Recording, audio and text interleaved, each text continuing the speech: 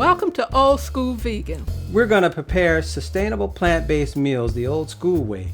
We're going to take you back to the day when diet was relied upon for health and healing. Using fresh fruits, vegetables, herbs, spices, and clean water. We will prepare foods using organic whole ingredients that are locally sourced and in season. Meals are prepared from scratch using preparation methods such as soaking, sprouting, and fermenting for optimal nutrition, digestion, and assimilation. With over 30 years of experience preparing raw and cooked plant-based meals, we will demonstrate the proper way of making meals that are tasty and balanced, saving you time and energy and sparking creativity and confidence.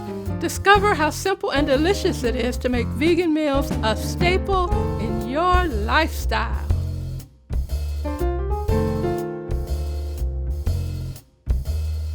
Now we're going to talk about soaking and sprouting. Now you can soak nuts, seeds, grains, and beans, and also sprout them.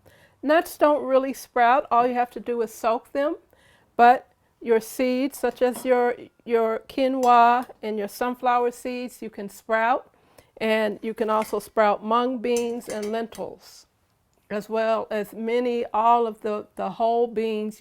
They will sprout. And the reason why we want to soak and sprout is because it makes them more digestible. It removes any toxins from the food. And that's really what we want when we're eating abundance of nuts and seeds. We want them to be easy to digest, and we want to be able to access that nutrition. And soaking and sprouting will give us that. And it's very easy to do. So there are several ways of sprouting. You always want to soak first, and soaking is easy. You just start with 1 cup of your seeds or nuts or grains, and then you just add enough water to cover, usually 2 to 1.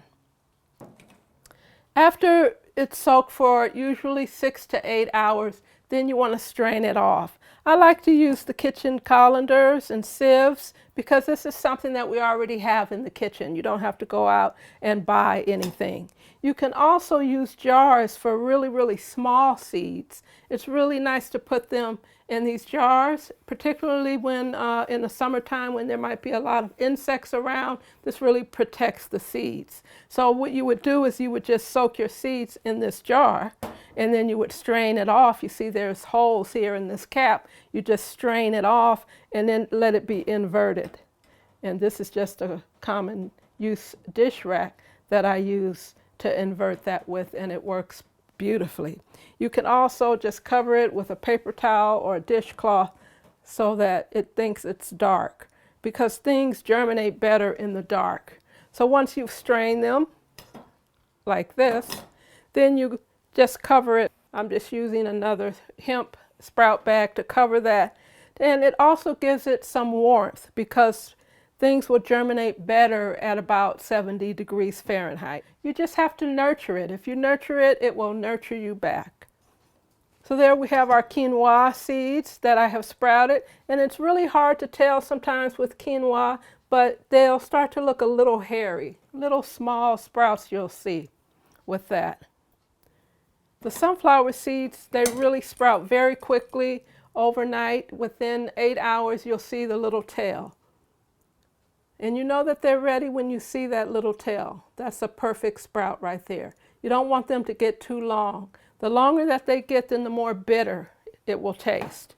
These are some wonderful lentils that I've sprouted. As long as they're whole lentils and not split, they will really sprout beautifully. And this took about 1 day to sprout.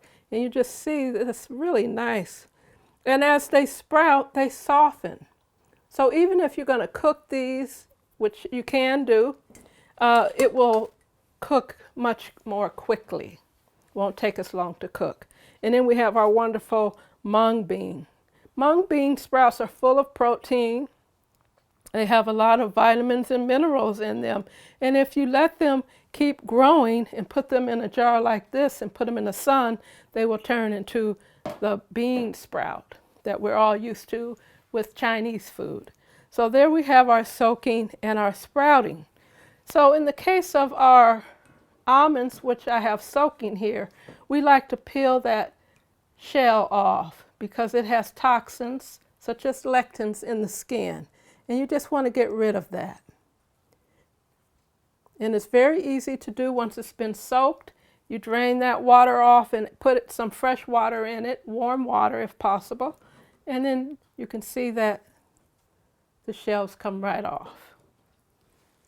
And then these are the almonds then that you will use to make your almond milk, or you're going to use it to make your cheesecake or pate. But always take the time to peel the almonds first. This is something you can do while you're watching TV, or you can involve the whole family in there and make a bunch of them, you know. Soak and peel a bunch of them, and you can always put them in the freezer, and that way you can have them when you're ready. Also, if you're making a trail mix or a nut mix, you can always soak your almonds, you can soak your walnuts, your pecans, any nuts, and then you can roast them, or you can dehydrate them and make your own mixes. So this is soaking and sprouting, something very easy to do, something you can start to do right away. Hit the like button and subscribe. To Old School Vegan.